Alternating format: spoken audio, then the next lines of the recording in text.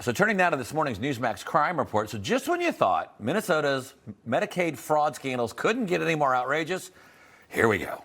So prosecutors say a prostitution operation and a massive Medicaid fraud scheme ran side by side, with police arresting 5 people.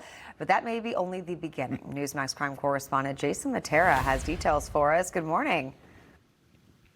Mark, Charlotte, good morning. This story is peak Minnesota. You have an alleged prostitution ring run by people who authorities say were also ripping off Medicaid and using their sex workers as part of the operation.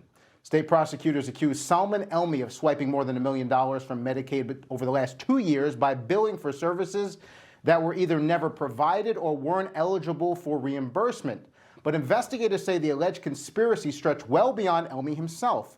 Some of the names used to pad the fraudulent Medicaid claims were allegedly coming straight out of a brothel.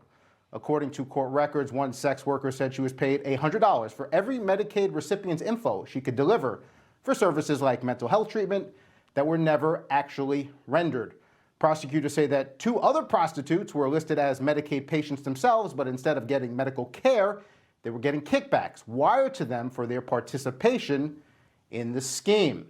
It's alleged that another brothel employee was reassigned to work at an autism center that was geared towards kids, which authorities say billed Medicaid for $700,000 last year alone.